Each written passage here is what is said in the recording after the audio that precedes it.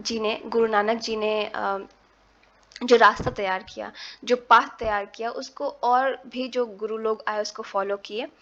जो नानक पंथी लोग थे उन्होंने एक लोकल ग्रुप बनाना शुरू किया, जैसे जहाँ पे सत्संग किया करते थे लोग, जहाँ पे गाना गाया करते थे गुरु जी के बारे में, ठीक है।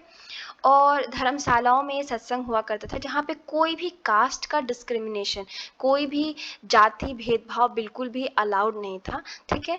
वैसे पंजाबी कम्युनिटी में भी थोड़ा बहुत कास्ट में डिवाइड था, लेकिन जब भी आप सत्संग या इस सब के हिस्सा होते थे तो आपको ये सब चीज़ें नहीं सोचनी थी, ठीक है। और बहुत ज़्यादा जो एक हमें प्रेम, सद्भावना और एक यूनिटी देखने को मिलती थी सारे कास्ट के बीच में। उसके बाद बात करें गुरु तेग बहादुर जी के सैक्रिफाइस के बारे में, तो ये 9वें जो गुरु थे सिख कम्युनिटी के, सिख धर्म के, वो इन्होंने खुद के जीवन को मुगलों के हाथ से, मतलब जो मुगल रूलर्स थे उनके हाथ से, मतलब अपना जान दे दिया, अपनी कुर्बानी कर दी, क्योंकि उनको उम्मीद था कि उनकी कुर्बानी से और भी ऐसे लोग आएंगे जो मुगलों की इस प्रकार से, जो मुगल कब्जा कर रखे थे या मुगल जिस तरीके से शोषित कर रहे थे, उससे लोगों को बचा सकें, ठीक है। इसके बाद मतलब गुरु जो भी लोग आए, सिख लोग, वो चाहे कि ठीक है जो चीज़ हुआ वो सही नहीं था, किसी की जान देना, किसी ने अपना जान की बाजी लगा दी, मतलब जान ही ख़त्म कर दिया, तो लोगों ने उसके मारे थोड़े टाइम तक खुद को चुप रखा। लेकिन जब 10वें गुरु गोविंद सिंह जी आते हैं तो वो बिल्कुल ही खिलाफ होते हैं कि नहीं, हमें चुप नहीं बैठना, हमें कमज़ोर नहीं बनना है।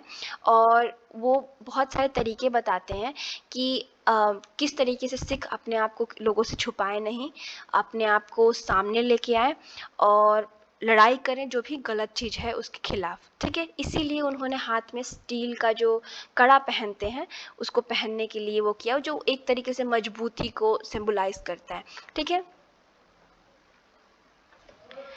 तो गुरु गोविंद सिंह जी जो थे, आपको पता है जैसे कि आखिरी और 10वें गुरु थे, और इन्होंने सिख रिलीजन को फैलाया।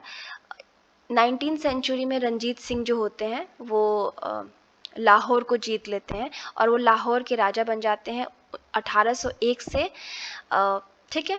उस टाइम पे राज करेगा खालसा। जब रंजीत सिंह लाहौर के राजा बन जाते हैं तो राज करेगा खालसा का जो आइडिया होता है या नारा होता है वो फैल जाता है, ठीक है। इसके बाद एंग्लो सिख वॉर होता है, मतलब बेसिकली अंग्रेजों और सिख लोगों का वॉर होता है, और ब्रिटिशर्स 1849 तक जो पंजाब है उस पर कब्जा कर लेते हैं। सिख का मुगल्स, अफगान और ब्रिटिशर तीनों के साथ हमें देखने को मिलता है कि कुछ ना कुछ युद्ध काइंड ऑफ चल रहा होता है, विचारों का ही, या लड़ाई रियल में भी चल रही होती है। इतिहास में आप देखेंगे पन्ने खोल के, एक्चुअली इस चैप्टर में हमें उतने डिटेल में जाने की ज़रूरत नहीं है हिस्ट्री वाले एस्पेक्ट में, बट हिस्ट्री में जो सिख लोग हैं वो वॉरियर टाइप का ग्रुप रहा है, लड़ाई करने वाला योद्धा ग्रुप रहा है, ठीक है। तो इससे आप समझ सकते हैं। उसके बाद ये जो कॉन्फ्रंटेशन हुआ अफ़गान से या मुग़ल से या ब्रिटिशर से, जो भी मतलब आमना सामना हुआ ब्रिटिशर्स से, चाहे मुग़ल से, चाहे अफ़गान से, कहीं ना कहीं उसने धर्म में बहुत कुछ ऐड किया, ठीक है। अब इंटरैक्शन अदर फेथ के साथ, मतलब जो सिख धर्म है उसका अदर फेथ के साथ कैसा, अदर जो धर्म है उसके साथ कैसा रिश्ता रहा है, इसके देख लेते हैं। तो देखिए, दो फेथ, दो विश्वास, दो धर्म, इस्लाम और हिंदुइज़्म के साथ बहुत ज़्यादा क्लोजली सिख धर्म जुड़ा हुआ है। कई बार ऐसा होता है कि जो कास्ट सिस्टम है, जो कि आपको हिंदुइज़्म में भी और कास्ट टाइप का आइडिया इस्लाम में भी देखने को मिल जाएगा, वो सिखिज़्म में भी एक उसके बीच में आ जाता है, क्योंकि सिख धर्म में भी सबको ही अपने कास्ट या किस कास्ट से वो निकल के आए वो याद है। लेकिन आपने देखा होगा कि धर्मशाला में चाहे जो सत्संग वगैरह होता है वहाँ पे साफ मनाही है गुरु द्वारा कि आप किसी भी प्रकार का भेदभाव नहीं कर सकते हैं। लेकिन फिर भी देखिए, जब आप इतने सारे ऐसे, अब कास्ट का आइडिया ऑलमोस्ट हिंदुइज़्म चाहे कोई भी धर्म जो इंडिया में हो कहीं ना कहीं उसमें है, तो थोड़ा बहुत तो उसका इम्पैक्ट आ ही जाता है, कुछ ना कुछ प्रभाव आ जाता है, ठीक है। उसके बाद सिख रिलीजन, तो जो जट कल्चर है उसका हम देखते हैं संबंध सिख रिलीजन के साथ। तो जट कल्चर, अगर मैं सही से नहीं बोल रही हूँ, जट संस्कृति, तो प्लीज़ करेक्ट करिएगा। मैं कोशिश तो कर ही रही हूँ बोलने की। तो बहुत सारे राइटिंग में जट लोगों की बात की गई है। तो ये विश्वास किया जाता है कि जो जट लोग थे वो आर्यन ओरिजिन के थे, यानी वो आर्यन लोग थे जो भारत में पंजाब के पास आसपास के एरिया में आके बस गए थे, और ज़्यादातर प्लेन एरिया, मतलब माउंटेन वाले एरिया में नहीं रहते थे। बेसिकली पहाड़ी एरिया में नहीं रहते थे, प्लेन एरिया में रहते थे। जैसे आपको पता है कि नॉर्थ का बहुत सारा हिस्सा, नॉर्थ भारत का जो उत्तरी भारत है वहाँ का बहुत सारा समतल एरिया में रहते थे, ठीक है। तो खुशवंत सिंह अपनी स्टडी में बताते हैं कि जो ये जट लोग थे वही लोग पंचायत सिस्टम लेके आए थे। इस सिस्टम में ये था कि 5 गांव के जो सीनियर लोग होंगे, जो बूढ़े होंगे, उनके पास बहुत सारी पावर होगी, जो गांव में जितने भी मेजर डिसीजन हैं वो लेंगे। गांव की जो पूरी मतलब गांव को पूरा जो चलाने का काम है वही 5 लोगों के अंदर होगा। जो जट लोग थे उनका जो गांव हुआ करता था वो बहुत स्मॉल रिपब्लिक की तरह ही हुआ करता था, यानी जहाँ पे सब कुछ संचालन जो था वो गांव के अंदर हो जाता था, बाहरी लोगों की आवश्यकता ही नहीं पड़ती थी। और उन लोगों में जट लोगों के बीच में बहुत ज़्यादा इक्वालिटी यानी समानता रहती थी। हाँ, थोड़ी बहुत मतलब असमानता में दिखने को मिल जाती थी कई अन्य कास्ट के साथ, अन्य जातियों के साथ, लेकिन बाकी वो लोग बराबरी में विश्वास करते थे। और उसके बाद ये लोग वर्किंग कास्ट के भी और वॉरियर कास्ट के, मतलब कार्य करने वाले भी और योद्धा, दोनों ही कास्ट टाइप के माने जाते हैं। उसके बाद मान लीजिए कि जट लोगों के गांव में कहीं बाहर से लोग आ गए, तो भागने की जगह इनके अंदर जो योद्धा वाला गुण था वो दिखता था। वो लोग उनसे बदला लेते थे, उनसे लड़ाई करते थे। आपने मूवीज़ बहुत सारी देखी होंगी, इस पे ज़रूर देखिएगा, बहुत सारी अच्छी अच्छी मूवीज़ बनी हुई हैं। तो अक्षय कुमार की भी एक मूवी है। तो उसके बाद अगर मान लीजिए कोई औरत को परेशान कर रहा है, शोषित कर रहा है, तो वो भी उससे लड़ने जाएंगे। तो पंजाबी जो जट्स हैं वो अपनी जो ज़िंदगी है, जो अपनी लाइफ है, उसको रिस्क पे रख देंगे अपने देश को, अपने लोगों को बचाने के लिए। इसीलिए जो जट लोगों का कनेक्शन है सिख कम्युनिटी से वो बहुत ज़्यादा इम्पॉर्टेंट बन जाता है, बिकॉज जट लोगों ने बहुत ही ज़्यादा इम्पॉर्टेंट रोल किया है जो सिख लोगों की युद्ध वाली पर्सनालिटी है, उसमें जो योद्धा वाली पर्सनालिटी है, ठीक है। उसके बाद जट यहाँ पे बताया गया कि एक इकलौता कास्ट है जो रिप्रेजेंट करता है सिख रिलीजन को, ठीक है। तो ये यहाँ पे हो गया। उसके बाद फॉर एग्जांपल रामगढ़िया सिख्स जो हैं वो आर्टिजन कास्ट से आते हैं, आर्टिजन जो कार्य करते हैं ना, आर्टिस्ट टाइप के, ठीक है।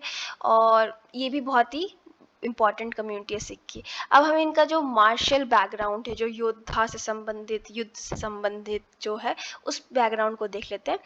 तो जैसे आपको पता है कि सिख कम्युनिटी जो ऐसे जगह पे रहती थी वहाँ पे ज़्यादा ही युद्ध हुआ करता था। देखिए पंजाब का रीजन आप देखेंगे तो उधर सिंध वगैरह से, जम्मू कश्मीर वगैरह से कनेक्टेड है। ज़्यादातर जो थे ये बाहरी लोग, इन्वेडर्स, वो उधर के रास्ते से आया करते थे।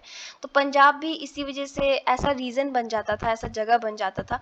देखिए जो भारत का नक्शा है, अब पेन कहाँ गया, अगर ऊपरी हिस्सा हम देखें जो ऐसे जाता है, तो हमारा जो ज़्यादातर इन्वेडिंग यहाँ से फिर ऐसे होके गुजरात और वो महाराष्ट्र निकल जाता, सॉरी बनता नहीं है इससे मैप। तो ज़्यादातर इन्वेडर्स, ज़्यादातर जो बाहरी लोग हमारे देश की तरफ आते थे तो वो इधर से आते थे। तो पंजाब वाला रीजन बीच में पड़ ही जाता था, क्योंकि मान लीजिए जम्मू कश्मीर हो गया, हिमाचल प्रदेश हो गया, कभी हिमाचल प्रदेश का भी काफ़ी एरिया, सब एरिया जो हो गया पंजाब वाला एरिया बन जाता था। इधर तो राजस्थान हो गया, ठीक है। आपको समझ में आ रहा हो ना मैप से, आप एक आइडिया आपको समझ में आ गया होगा, ठीक है। और इसी वजह से वो लोग बार बार युद्ध द्वंद में पड़ते रहते थे, बिकॉज बार बार उधर से लोग आते रहते थे। इन्होंने अफ़गान के जो इन्वेडर्स थे, अफ़गान से जो लोग हमारे देश में अंदर आ रहे थे हम पे कब्जा करने के लिए, उनसे भी लड़ाई की थी। अहमद शाह अब्दाली से ये 9 बार आए थे। अफ़गान के जो ये इंसान मतलब अफ़गान के अहमद शाह थे, ये 9 बार भारत पर अटैक करने आए थे। एंड उसके बाद जो सिख्स थे उन लोगों ने दिल्ली और मराठा के जो रूलर्स थे उनसे मदद लेके इनको हराया था। सबसे बड़ा चैलेंज इनके सामने एक्चुअली अफ़गान के ही राजा लोग या रूलर्स थे, जो बार-बार अटैक करते रहते थे। इसीलिए वो लोग बहुत बार हमारे देश में आए कि हमारे सिख वाला जो एरिया था उसको कैप्चर करने के लिए, उसको उस पे कब्ज़ा करने के लिए। जो महाराजा रणजीत सिंह थे, उनकी लीडरशिप में क्या हुआ कि उन्हीं के लीडरशिप में ये सब लोग बार-बार आ रहे थे और इन्होंने बार-बार उनको हराया, ठीक है? और जैसे कि आपको पता होगा कंसोलिडेशन ऑफ पंजाब, मतलब पंजाब का जो एक तरीके से एकत्रित करना या एकत्रित करना है, ये पंजाब को पंजाब बनाने का जो काम है वो इतिहास में बहुत ज़्यादा इम्पोर्टेंट है। और ये सब काम कब हुआ? लीडरशिप जब महाराजा रणजीत सिंह वहाँ पे राजा बने, और उन्होंने फर्स्ट ऑफ ऑल महाराजा रणजीत सिंह ने अफ़गान रूलर्स को रोका कि पंजाब में वो लोग अंदर ना आ पाए या अटैक ना कर पाए। उसके बाद उन्होंने गोरखास के खिलाफ भी लड़ाई की, और जो नेपाली जो इन्फ्लुएंस था नेपाल वगैरह का, उन सबको भी रोकने की कोशिश की। उसके बाद पंजाब को उन्होंने, मतलब पंजाब बनाने में या उसको एक एरिया बनाने में या उसको एक जगह, उसको नाम देने में भी मतलब मदद की।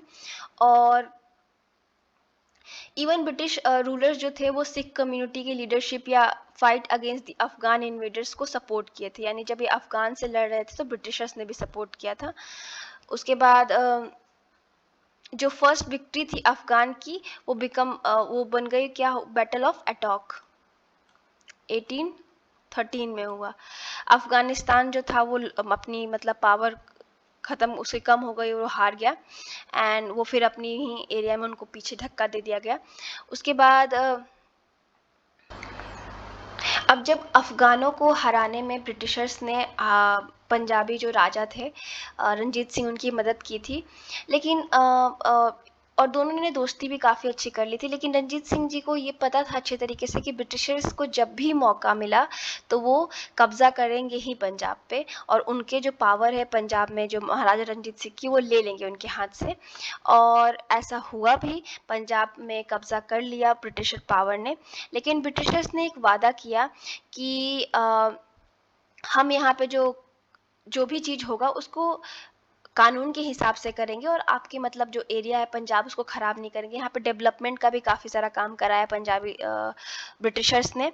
उसके बाद जब 1857 का विद्रोह होता है तो सिख जो लोग थे उन्होंने ब्रिटिशर्स का साथ दिया, और इसका रिज़ल्ट ये हुआ कि बहुत सारे सिख लोगों को आर्मी में मौका मिला सर्व करने का, बिकॉज़ ब्रिटिशर्स को लगा कि वो उनका साथ देंगे। और इसीलिए वर्ल्ड वॉर का जब फर्स्ट हुआ 1914 से 1918 के बीच में, तब बहुत सारे सिखी लोग मतलब ब्रिटिशर्स के साइड से लड़ने गए थे युद्ध में। उसके बाद यही रीज़न भी माना जाता है कि जो ब्रिटिश लोगों ने सिख लोगों को कुछ स्मॉल नंबर पे माइग्रेशन दिया यूनाइटेड स्टेट में, कनाडा वगैरह में, उनको वहाँ पे जाके रहने की अपॉर्चुनिटी दी। ठीक है, तो यही मतलब इतिहास था। प्लीज़ इसको इस तरीके से मत लीजिएगा मैं कुछ वो कर रही हूँ, मैं चैप्टर के हिसाब से मैंने पढ़ाया, और आई होप कि आपको समझ में आ गया हो सब कुछ इस चैप्टर के बारे में। कोई भी क्वेश्चन हो तो कमेंट करके पूछिएगा। Thank you so much, have a nice day.